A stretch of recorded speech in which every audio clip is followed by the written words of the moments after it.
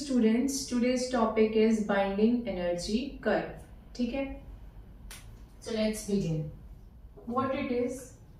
क्या होता है binding energy curve?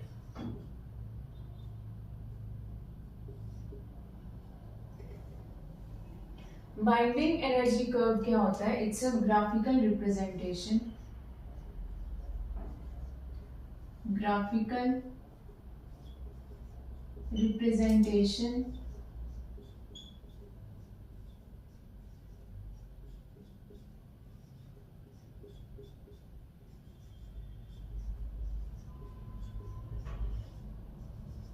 of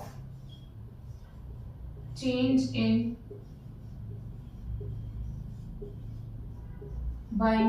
energy per nucleon with respect to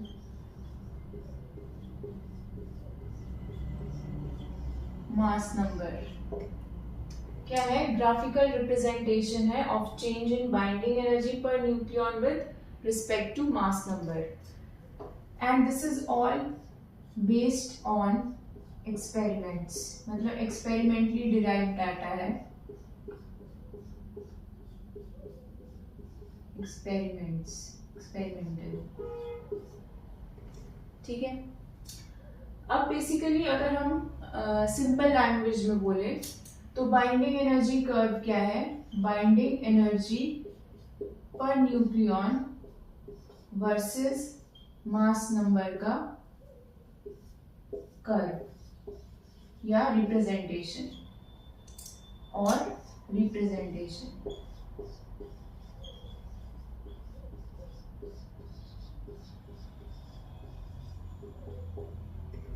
now हमने जब भी पढ़ा अभी तक, जितनी भी क्लासेस 9th ऑनवर्ड्स, जब भी हमने ग्राफ बनाना शुरू किए साइंस में, तो हमने यही पढ़ा है कि जो हम वर्सेस बीच में लिखते हैं एंड जो भी हम क्वांटिटी पहले लिखते हैं वो y एक्सिस के अलोंग आती है,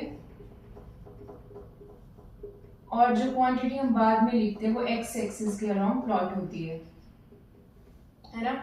for example distance versus time graph. Distance versus time graph. तो डिस्टेंस आएगा अलोंग y एक्सिस, टाइम आएगा अलोंग x एक्सिस. ठीक है.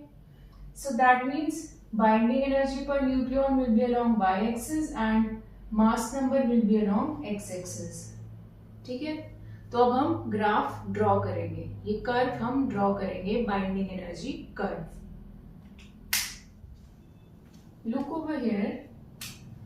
सबसे पहले y एक्सिस ड्रॉ करो एंड देन x एक्सिस.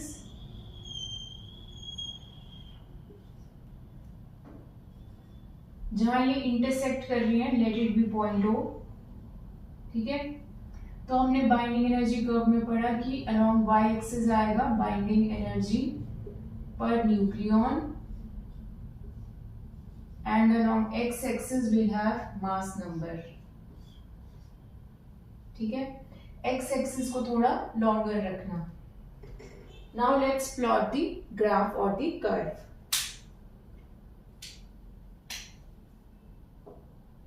सबसे पहले हम ओरिजिन से स्टार्ट करेंगे कर्व बनाना, मतलब इसकी रिप्रेजेंटेशन. सो पहले आती है 3 पीक्स.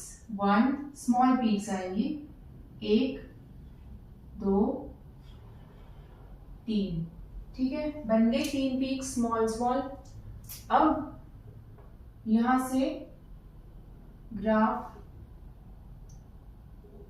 यहां से कुछ ऐसा कर्व बनेगा. एक पहले हम पीक पे ले जाएंगे इसको, then there will be a curve and then slow and steady continuous decrease. ऐसा. This is the graphical representation of binding energy curve. समझ गए क्या किया? पहले 1 2 3 small peaks, then a major peak, not exactly a peak but a curve जहां पे थोड़ा सा पीक पे आएगा ग्राफ, और उसके बाद there will be a slow decline and it will be a continuous decline. मतलब कोई शार्प डिक्लाइन नहीं है, ऐसा नहीं होगा. It is a continuous decline. and a slow decline. यहाँ देखो, this is point A, this is point B, this is C, this where there is peak, it is point D, and the end point is point E. Alright? अब देखो A पे क्या है?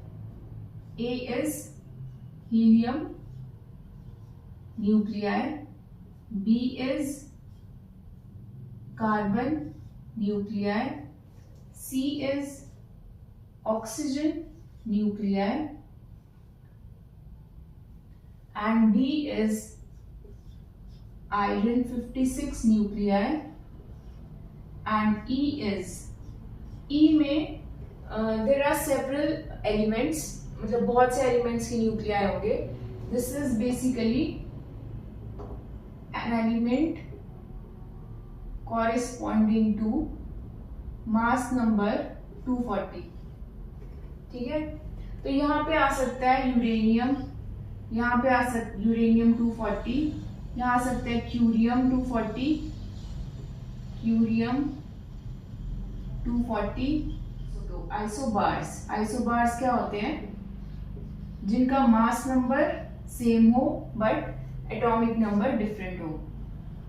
तो 240 mass number पे बहुत सारे isobars है, रेडियो एक्टिव आइसोबार्स. तो वो इसके कॉरेस्पॉन्डिंग यहाँ पे हम मेंशन कर सकते हैं.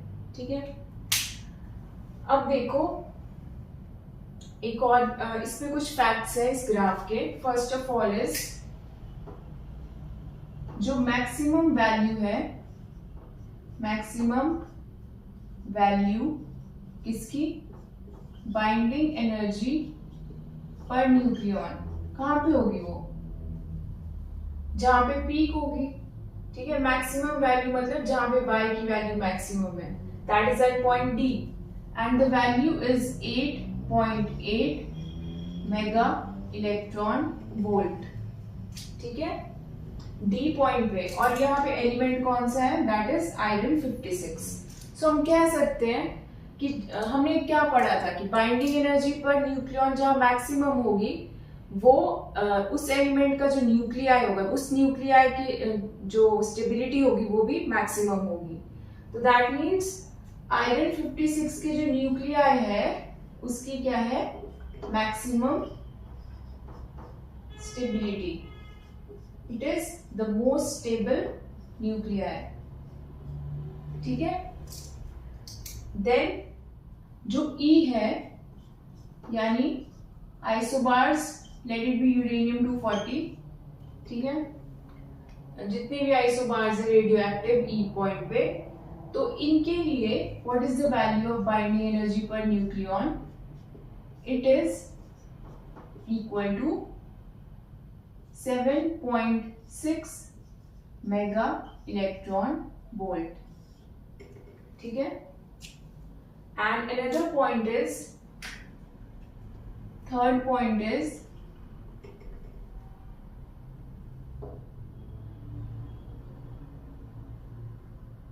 A equals to 30 से लेके A equals to 120 तक. For the value of mass number in between 120 and 30, binding energy per nucleon की average value is 8.6 mega electron volt. ठीक है, 3 फैक्ट्स पढ़े हमने इसमें. So these were the main facts. ठीक है, एक तो स्मॉल पीक्स वाला हो गया, फिर इसकी वैल्यू हो गई मैक्सिमम स्टेबिलिटी है जिस वजह से. E क्या है वो पढ़ा, E की वैल्यू कितनी है बाइंडिंग एनर्जी पर न्यूक्लियॉन. फिर average binding energy per nucleon कितनी है? 30 मास नंबर से 120 मास नंबर तक, ये पढ़ा. So these were the things and the facts which were associated with the binding energy curve. Question number 1 जो इसके बाद अराइज हुआ इस कर्व को देख के, या एक्सपेरिमेंटली जब ये कर्व बनाया गया उसके बाद एक क्वेश्चन अराइज हुआ that lighter nuclei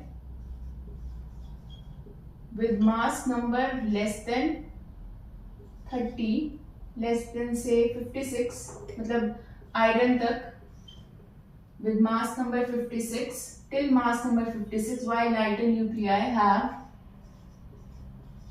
increasing value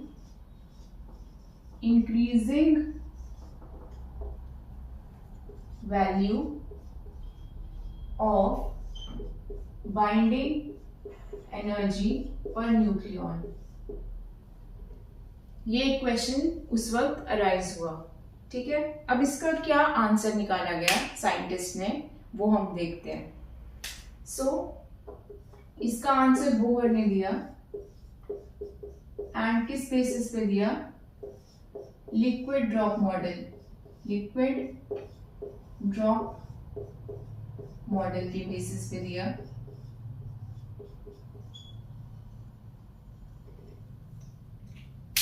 Bohr ने क्या कहा, जो हमारा न्यूक्लियस है वो एक लिक्विड ड्रॉप की तरह है, ठीक है। उसमें जो मॉलिक्यूल्स, जैसे लिक्विड ड्रॉप में मॉलिक्यूल्स होते हैं, उसी तरह जो न्यूक्लियॉन्स हैं वो एक न्यूक्लियस में उसी तरह एम्बेडेड है, ठीक है। तो उस बेसिस पे उसने इस क्वेश्चन का आंसर किया। ही सेड दैट अगर हम कंसिडर करें A इक्वल्स टू 5 से, और हम एक न्यूक्लियॉन्स की बात कर रहे हैं, प्रोटॉन्स और न्यूट्रॉन्स को इकट्ठे हम कंसिडर कर रहे हैं, अलग अलग एंटिटीज नहीं कंसिडर कर रहे, ठीक है। अब मान लो A इज इक्वल टू 5 के लिए न्यूक्लियस ऐसा कुछ है, स्फेरिकल लिक्विड ड्रॉप की तरह। अब हम इसमें न्यूक्लियॉन्स डालेंगे, मतलब ऐसे न्यूक्लियॉन्स इसमें अरेंज्ड हैं, ठीक। फिर अब हम कंसिडर करते हैं A इज इक्वल टू से 12। न्यूक्लियस कैसा बनेगा? ऐसा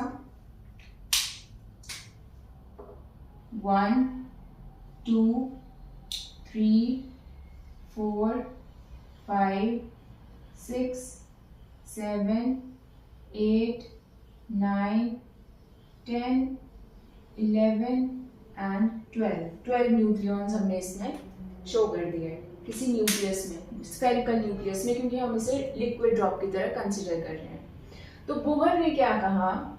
बोहर ने कहा जैसे कि कोई लिक्विड ड्रॉप होती है, ठीक है, जैसे कोई लिक्विड ड्रॉप होती है और उसमें जो सरफेस पे होते हैं मॉलिक्यूल्स, उनकी एनर्जी क्या होती है? ज्यादा होती है, ठीक है, क्योंकि उनके पास वन साइडेड फोर्सेस होती है, अट्रैक्टिव फोर्सेस, एंड इसी की वजह से सरफेस टेंशन भी का फिनोमेनन भी एक्सपीरियंस करते हैं, और इसलिए वो स्फेरिकल होती है ड्रॉप, ठीक है। बट जो इनर मॉलिक्यूल्स होते हैं उन्हें हर तरह से अट्रैक्टिव फोर्स एक्सपीरियंस करते हैं, वो हर डायरेक्शन में, तो इनकी एनर्जी कम होती है और स्टेबिलिटी ज्यादा होती है, ठीक है। सो यहां पे भी as he was comparing a nucleus with a liquid drop, so he said कि जो इनर ये तीन न्यूक्लियॉन्स जो होंगे, इन्हें रिमूव करने के लिए एनर्जी जो होगी वो ज्यादा चाहिए होगी as compare to these outer nuclei. इन्हें क्या चाहिए? आउटर न्यूक्लियॉन्स, इन्हें क्या चाहिए होगी? कम एनर्जी चाहिए होगी to remove them from this nucleus. और बाइंडिंग एनर्जी पर न्यूक्लियॉन क्या होती है? बाइंडिंग एनर्जी पर न्यूक्लियॉन या बाइंडिंग एनर्जी क्या होती है? Energy required to break the nucleus into its constituent nucleons, या फिर energy released when a nucleus is formed and when nucleons get binded और बाउंड टुगेदर, ठीक है। तो यहां पे देखो, अब इस वाले केस में A इक्वल्स टू 5 वाले में सिर्फ आउटर मतलब सिर्फ सरफेस पे तुम्हें दिख रहे हैं न्यूक्लियॉन्स। अब जैसे जैसे ये बढ़ रहा है मास नंबर, वैसे वैसे इनर जो न्यूक्लियॉन्स होंगे, नंबर ऑफ न्यूक्लियॉन्स, वो बढ़ जाएंगे। सो दैट मीन्स ये वैल्यू जो है वो बढ़ जाएगी, किसकी? बाइंडिंग एनर्जी की, ठीक है, and hence binding energy per nucleon की वैल्यू भी कंपैरेटिवली ज्यादा होगी, ठीक है।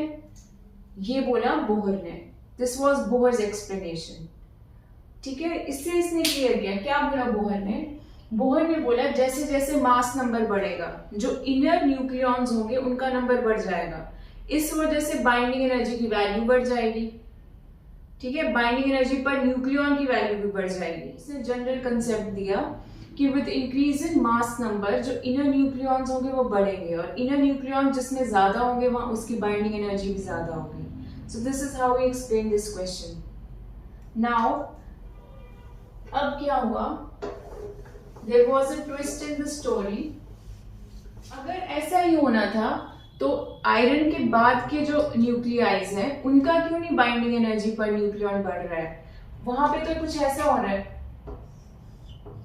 आफ्टर दिस 1 2 3 ये हो रहा है, दिस इज आयरन।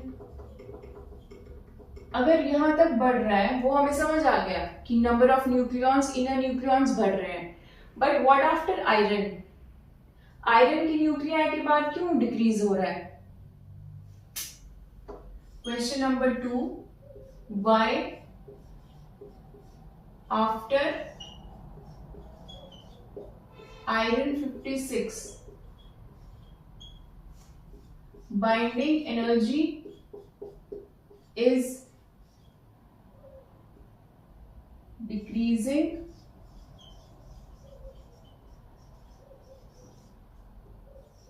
क्यों हो रही है डिक्रीज, ये binding energy per nucleon is decreasing. अब इसका क्या आंसर था, देखो इसका क्या आंसर था। पहले तो बोहर, इसका आंसर भी बोहर ने दिया है।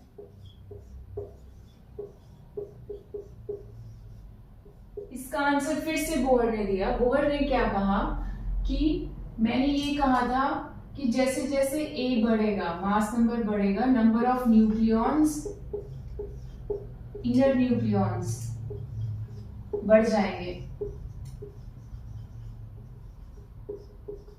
ठीक है।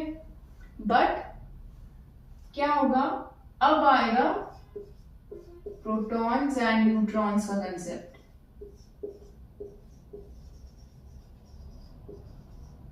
ये तो होते हैं neutral, electrically neutral, and these are positively charged. So इन प्रोटॉन्स में, फॉर एग्जाम्पल यहां पे मैं तुम्हें एग्जाम्पल के साथ समझाती हूँ। ये है कोई न्यूक्लियस, इसके अंदर है nucleons, protons and neutrons.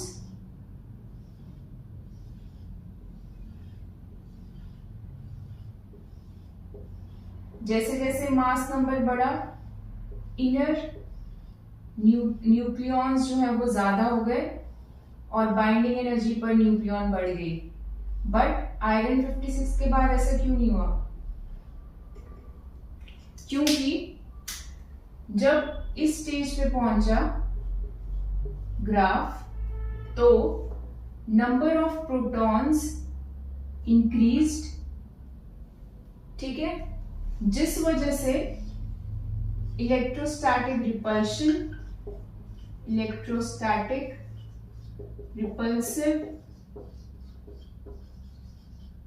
Forces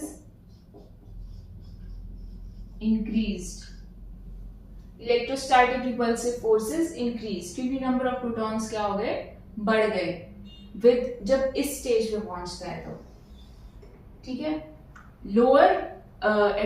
lower mass numbers पे ये चीज नहीं फेस की, ठीक है।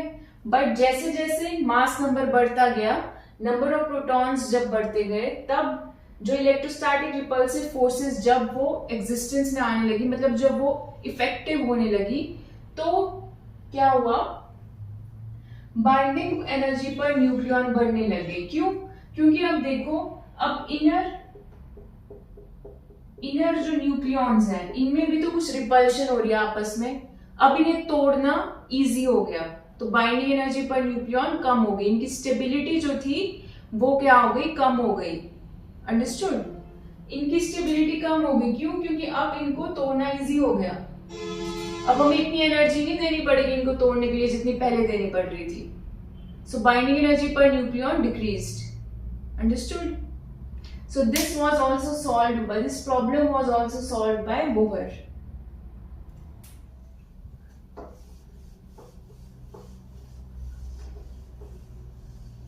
फिर बाकी साइंटिस्ट ने बोला ठीक है हम ये भी मान लेते हैं। बोहर के एक्सप्लेनेशन को कहा कि साइंटिस्ट, सबसे पहले बोहर ने बोला कि जैसे जैसे मास नंबर बढ़ेगा वैसे वैसे इनर न्यूक्लियॉन्स बढ़ेंगे, तो इस वजह से क्या होगा, जो बाइंडिंग एनर्जी पर न्यूक्लियॉन है वो बढ़ेगी। बट आयरन 56 के बाद वो डिक्रीज होना शुरू होगी क्योंकि नंबर ऑफ प्रोटॉन्स भी बढ़ रहे हैं और सेम चार्ज होने की वजह से और न्यूट्रॉन्स में न्यूट्रल चार्ज होने की वजह से प्रोटॉन्स में इलेक्ट्रोस्टैटिक रिपल्शंस की वजह से जो न्यूक्लिया है वो अनस्टेबल हो रहा है और अनस्टेबल होने की वजह से न्यूक्लियाई को तोड़ना इजी हो रहा है, तो binding energy per nucleon decrease हो रही है। अब क्वेश्चन था कि अगर बाइंडिंग एनर्जी डिक्रीज हो ही रही है, ये था ना ग्राफ, तो ये कर्व स्मूथ क्यों है? Curve is something like this. Number 3 क्या था, जब आयरन 56 के पास पहुंच रहे हैं तो बोहर ने कहा कि नंबर ऑफ प्रोटॉन्स जो हैं वो बढ़ जाएंगे with increase in mass number and repulsions बढ़ने की वजह से binding energy per nucleon will decrease, क्योंकि न्यूक्लियॉन को तोड़ना, न्यूक्लियॉन्स को अलग करना इजी होगा और न्यूक्लियाई को तोड़ना इजी हो जाएगा। बट साइंटिस्ट ने कहा कि अगर ऐसा ही है तो यहाँ पे ऐसी पीक क्यों, ऐसी स्लोप क्यों नहीं आ रही, but there is a slow and a continuous decrease, एक शार्प डिक्रीज क्यों नहीं है? This was the question. क्या था question? Why after Fe 56 there is not a sharp decrease in sharp decrease in binding energy per nucleon. Binding energy per nucleon. And why there is a continuous decrease? ठीक है, इसका answer क्या था? Nature has all the solutions, and it's true. देखो क्या हुआ, यहाँ पे एक शार्प डिक्रीज नहीं था बट एक कॉन्टिन्यूअस डिक्रीज था। इसका रीजन क्या था? जो n नंबर ऑफ न्यूट्रॉन्स और नंबर ऑफ प्रोटॉन्स का रेशियो है, that was greater than 1, that means number of neutrons is greater than number of protons for higher value of A.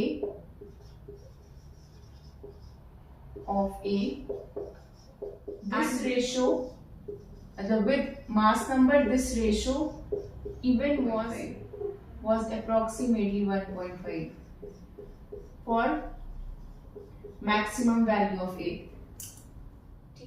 Upon Np was greater than 1 and Nn upon Np ratio was approximately 1.5 for higher value of A. ठीक है, अब देखो इससे हमने interactions की basis पे stability explain करने के लिए स्टेबिलिटी ऑफ न्यूक्लियाई। तीन तरह के दो तरह के पार्टिकल्स हैं, प्रोटॉन एंड न्यूट्रॉन। ठीक है, प्रोटॉन प्रोटॉन इंटरैक्शन हो रही है, प्रोटॉन की न्यूट्रॉन से इंटरैक्शन हो रही है, न्यूट्रॉन की न्यूट्रॉन से इंटरैक्शन हो रही है। So repulsive forces, proton proton do they repel each other? Yes they do. Proton neutron no, neutral है नहीं करेगा repel. Neutron neutron no. Now attractive forces, proton with proton yes, nuclear forces nuclear force है attractive in nature और इसकी वजह से ये proton proton के बीच भी है, ये प्रोटॉन न्यूट्रॉन के बीच भी है और न्यूट्रॉन न्यूट्रॉन के बीच भी है। With increase in Nn upon Np ratio, with increase in Nn upon Np ratio these interactions increased। पहले क्या था? Pp रिपल्सिव थी और अट्रैक्टिव। ठीक है, बट पहले न्यूट्रॉन्स क्या थे, कम थे, ये वाली जो अट्रैक्टिव फोर्सेस थी वो कम थी, बट विद इंक्रीज इन ए ये वाली attractive forces they also became effective